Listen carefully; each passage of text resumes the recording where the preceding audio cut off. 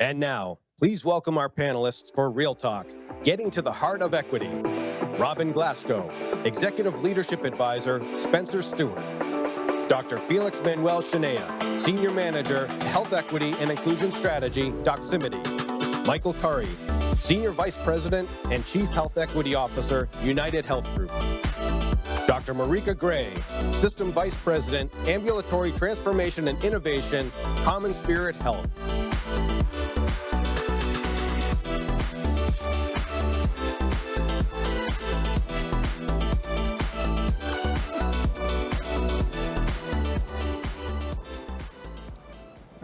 For the social media, for the gram. Okay, awesome.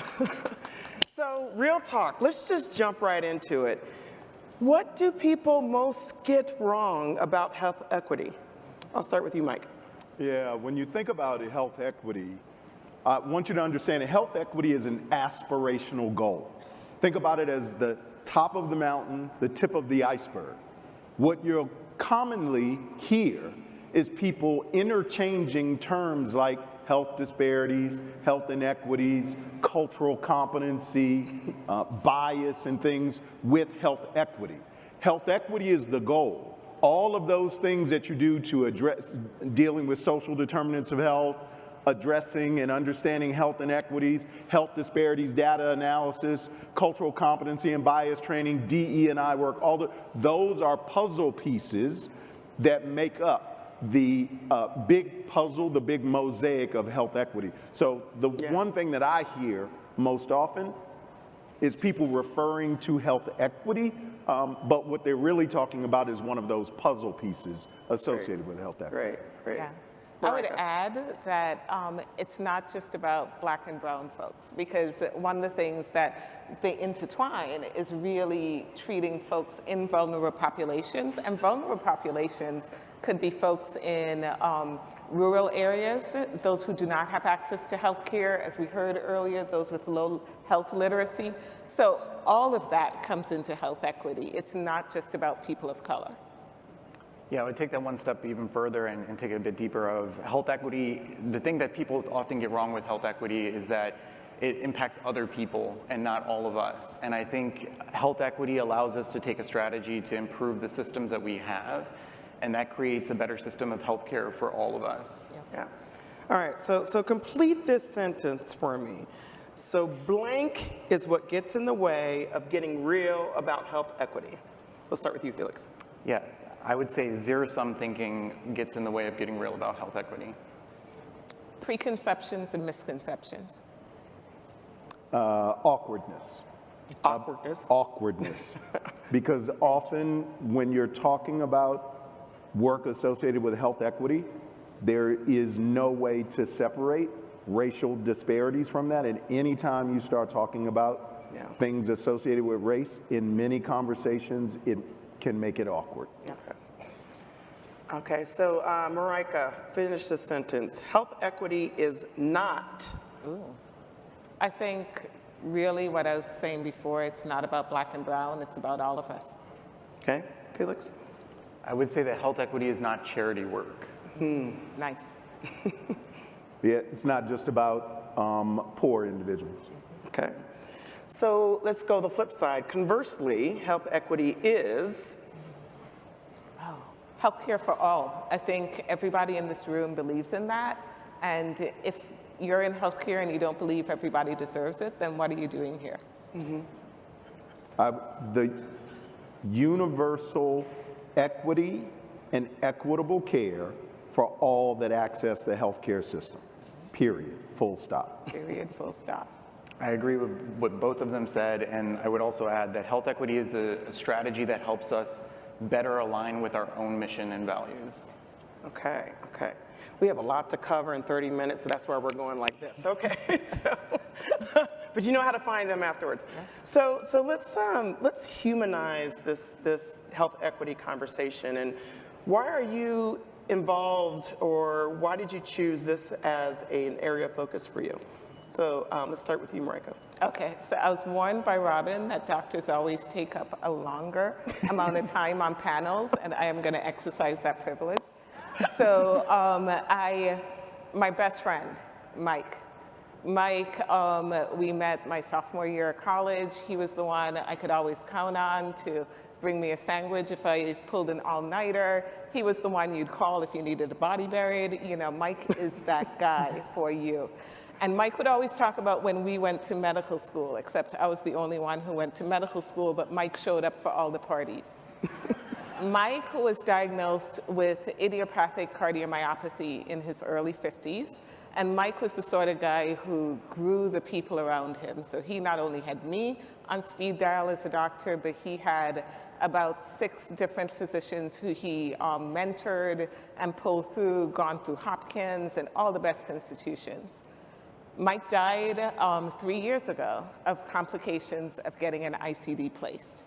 And as I sat at his bedside talking to the chief of thoracic surgery, who is his fraternity brother and good friend, we both said, he said to me, you know, they were managing his heart failure right into hospice.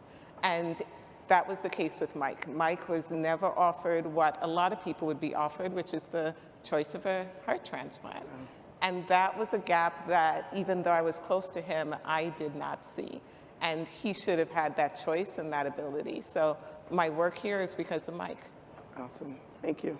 That wasn't a lot of time. Thank you. Félix. Yeah, similar. I have a personal connection with it. So I'm Puerto Rican. My abuelo has navigated the healthcare system and has had a lot of struggles through that healthcare system. Ever since I can remember, he had diabetes. He lost his eyesight due to diabetic retinopathy. He's always been deaf from as long as I can remember as well. So having to navigate the healthcare system, not being able to see or hear, and having English as a second language as well. Just seeing his own personal experience and understanding the numbers that we see in statistics that impacts our community within the Latinx community, going through med school and being aware of those things has made me want to help change the system to better serve us in a better way, because I know the system was never really designed for us. So that's something that's always really struck with me and guided my way through. Thank you. Thank you for sharing that. Mike. Yeah, I've known since I can ever remember that health and helping people was something I wanted to do. At first I thought I wanted to be a doctor. Then someone told me about public health and how you could impact many more no shade on doctors, but how from a policy and program perspective you could touch even more lives than you could as a practicing physician. So that's how I got into it. But just to take 20 extra seconds, why there's a passion for this work for me, obviously, you know, we all have the alphabet soup behind our name. We're trained and competent and all that other good stuff. But what the passion behind this work has to do with the fact that what you see is a brown little boy who grew up with a single mother in inner city DC. So anything you would imagine a little brown boy in inner city DC would have been exposed to in the 70s and 80s, yes, every bit of it. Which means that I understand intimately what health disparities walk like, talk like, look like, smell like. And that has just fueled this desire and passion to want to help people, and it just manifested itself into me doing this work in public and population health, and then this role in health equity. Great, great. So shifting gears, what is required, what shift is required for there to be a movement in advancing and scaling those elements that are required for health equity? So we'll start with you, Mike. Yeah, so two things. I'm gonna leave you with a tidbit. I'm gonna end with the tidbit. The first part is, I get asked often, so Mike, what's the goal? What would be your ideal end state? And that ideal end state is that we don't have to have a panel about real talk associated with health equity. It is just so intrinsically embedded in all that we do in healthcare. My tagline is, it just becomes how we do what we do, period. Now, as it relates to that, I want you all to take away the acronym CPR, because it takes CPR. CPR is both C-suite and those involved in the work commitment. It takes commitment to do this work because it's a 5-year, 10-year, 15-year kind of plan. P is for passion, persistence, and perseverance. There are barriers, there are obstacles, and you have to see your way through those. And R is resources. It requires a suite of resources to get this done work in meaningful and impactful ways. So CPR, and R can be some research as well. Great, Felix. Yeah, so I feel like oftentimes doing this work, folks want to start this work and see immediate change. I think one of the things we have to do at an organizational level is ask ourselves why we're doing this work. What I mean by that is really asking yourselves as an organization, what do we do as an organization? What is our mission? What are the products we create? Who do we serve? And what are our values? And aligning that with a health equity strategy. Mm-hmm. That itself can create a more sustainable effort because that creates an effort that's not just side projects or charity work, that really ingrains it into the goals and the values of each of our teams and the culture of the organization as well. And to Mike's point, that's what really helps us ingrain this work into everything that we do, which is really the goal. I heard a quote one time that said, I want to make change that is hard to unwind. And that really tapped into this idea of systems level thinking and really making sure that we put an equity and inclusion lens to everything that we do. And if we're going to do that, it really needs to start at the mission. Awesome, awesome. Yeah, I think we're very used to looking at the ROI, and in my role for transformation and innovation across a large multi-state health system, usually when I look at innovations, we're looking at what the ROI is, and all of you in this room are very used to looking at that. But you also need to say, how does it address all the people you serve? So I do agree, it has to come back to that mission. And for us, part of our mission is to treat those who are most vulnerable. So therefore, if you have it connected to your mission, and then you're looking at the ROI, not only from a dollar standpoint, but also a health equity standpoint, you build it and embed it into everything you do. So really, not only being able to talk about the projects that you're coming and bringing forward and what they can do for the health system or for your company or for your customers as what they can bring in terms of the dollars, but also how do they serve the community as a whole and advance health equity as an organization. Because it's not one person here, it has to be all of us to make this effort and change. So I think health equity needs to be one of your key performance indicators as you move forward. And if it's not a central KPI to your work, then you need to go back to your organization and ask why. Yeah. Let's make this real, really real. So how many CEOs do we have here? Raise your hand. CEOs, presidents? We have a few. Talk directly to them. What can they do? What one thing can they do? I don't know you, I don't know where you're from. You probably are doing a great job. So what one thing can you do that you would advise them to do today, tomorrow? I say the next project that comes on your desk, you look at it and you say, this is great, and what do you have from a health equity lens? How are you measuring it? How are you driving it forward? And if that person who is bringing that work stumbles, give them a chance, because sometimes not everybody's used to thinking about this or doing this work. But if they come back and they can't answer that question, then maybe that is not the company for you to be partnering with in the future. And if you as a CEO cannot answer that question either in a session later or on the trade floor, then you need to go back to your key team and say, what are we doing about this? Great. Mike or Felix, any other advice? Yeah, so two. One, establish accountability for those things that advance health equity. Remember, it's an aspirational goal. There are a number of different puzzle pieces or efforts that you can take to get there, but have an individual that is accountable for the efforts within the organization to advance health equity, whether it's a chief medical officer, a chief quality, doesn't matter.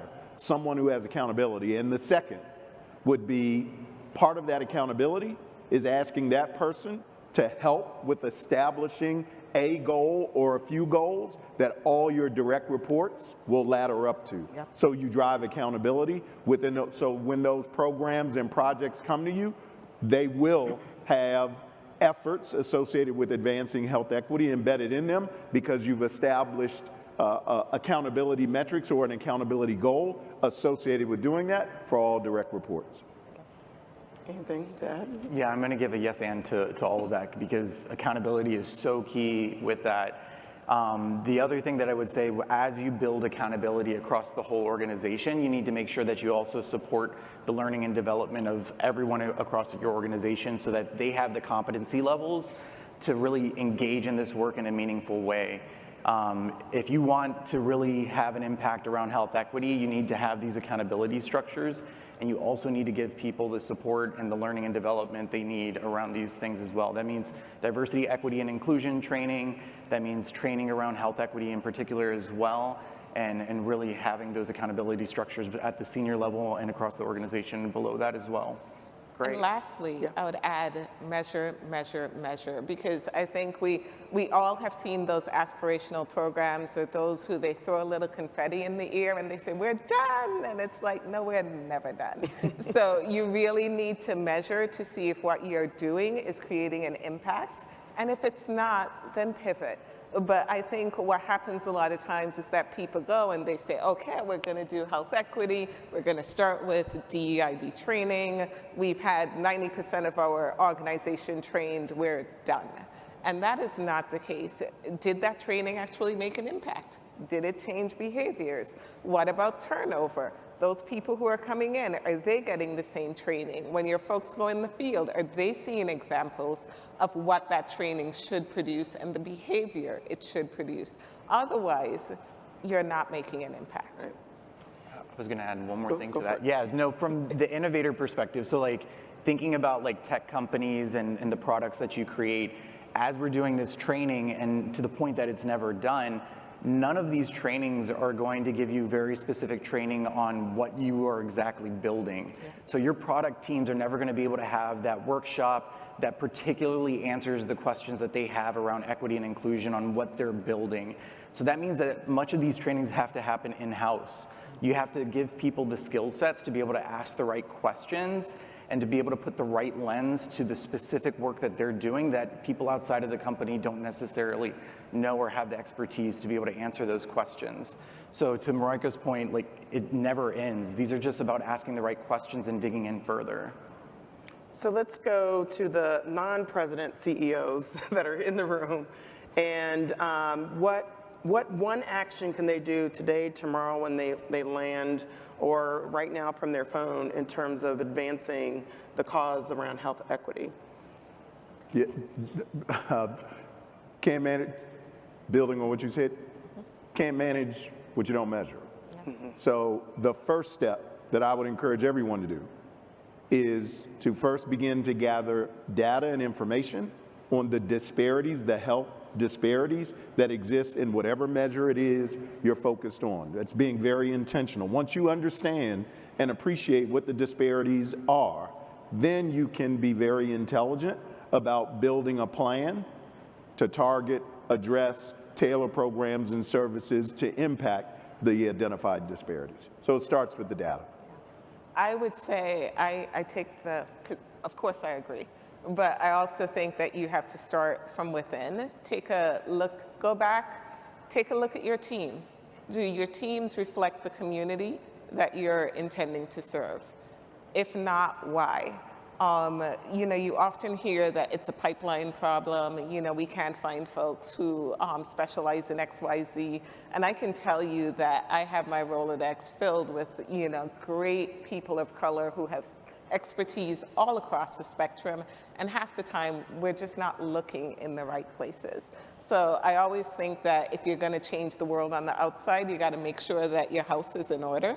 So go back, see if your house is in order, and if it's not, ask why. Talk to your HR colleagues and discuss what you can do to make your team more diverse, because that diversity of opinions not only grows a better product or a better service line, but also you start thinking around the corners that you never really anticipated, because you have folks there who are able to give that opinion and are at the table to do it.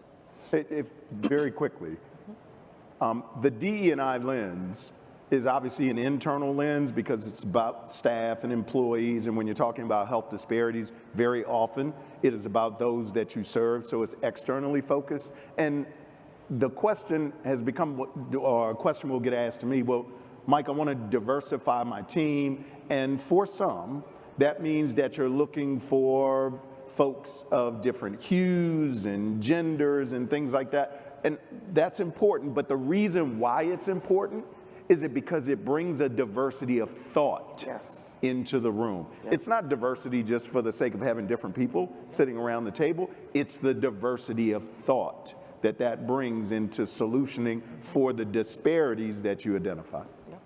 And if you don't have the right people on your team, I happen to know a fabulous consultant at SpencerStuart that can help you.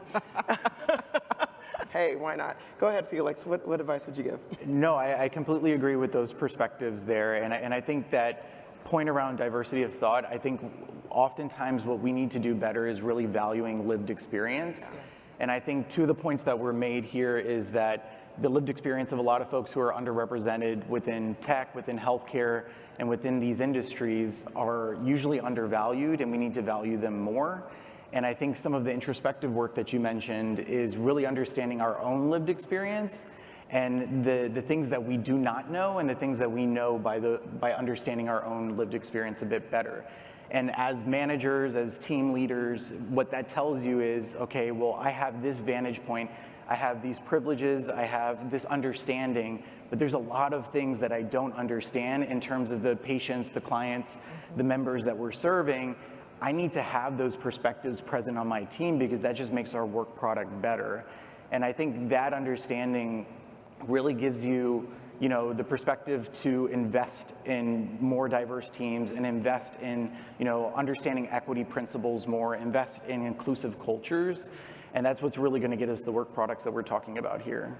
And as we're at what's essentially a health tech conference with telehealth, I'll definitely advocate for having the physician and nursing voice in the room and advanced practice providers, because there's so many tech companies that I see who go out there and they're like, oh no, we have exactly what you doctors want. And we're like, how many doctors have you talked to? One. There's a diversity amongst physicians and APPs and providers, just as there is amongst patients, and you need to talk to them. And the second is to talk to patients, because when you're designing something, it should not only work for the tech-savvy 20-year-old. Otherwise, you're waiting a generation for really full adoption. What I want is something that I can take to my 80-year-old mom who's currently bedbound to be able to say, hey, you can play this as easily as you do your Scrabble every day, and you can use it to monitor your health. And she would love that. But if it's not as easy as the Scrabble game she plays every day, she's never going to use it. So how do you cross that divide? And when we're talking about my mom, she's a university-educated, master's level counselor, but she likes her stuff simple, because that's just her jam. So how do you bridge those levels, not only with age, demographics, and so on, and really talking to your patients, talking to your consumers is the way to go. Excellent. All right, we're coming to the end and would love to hear your final thoughts on all of that we talked about. So start us off, Felix. Yeah, I'll actually continue on what Marijka was just talking about and kind of where I started this conversation in the beginning as well. From the tech perspective, I think something that I would love for folks to take away from this is that oftentimes in tech, we design things for the default user.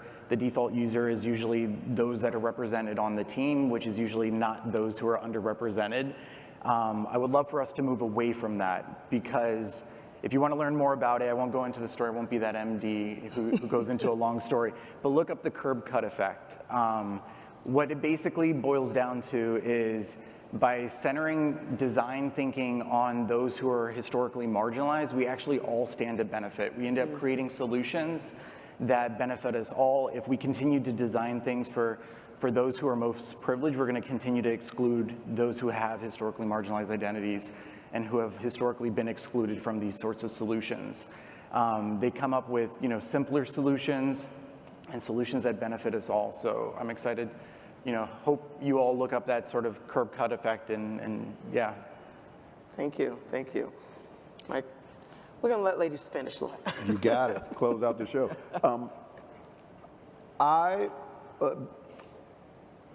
There is no doubting that telehealth, remote patient monitoring is a key and critical component to being able to meaningfully address health disparities, but only if it is designed with the intention of addressing health disparities. Yes, it improves access to care. We all understand and appreciate that coming out of, we're not out of, addressing COVID in the ways that we have addressed COVID. But telehealth and remote patient monitoring, when designed in a very intentional way, also has the ability to address health disparities. So I would encourage those that are looking at telehealth and remote patient monitoring to improve access, also look at it from a lens of addressing health disparities, because I'll leave you with this little bit of inspiration. If not now, when? If not you, who? All right. So it's hard to close out after that. Oh, I would say that we're all one human race. And I think we all need to reach out and be kinder to one another. And I think that if anything the pandemic has taught us is that life is short. You have to live it while you can. I try to live for both myself and Mike at this point in time, because Mike lived an outsized life and now I live a double outsized life because of that. And so what can you do to make an impact? What is your work doing to help the community? What is your work doing to advance humanity? And if you can't answer that, and it's one of those things, we always hear the story in healthcare of the EVS worker who says, I may be cleaning the room, but I am advancing our health because I am helping keep the room sanitized so that the surgeries and we have less infections. This is what we should all go into this with. My role here is to advance the state of humanity by doing X, fill in the blank. And if you advance humanity, you advance health equity, and we all benefit from it. So really, I'd give everyone here that charge to go forth and always do better. Great. Thank you all. Thank you. Thank you. Thank you.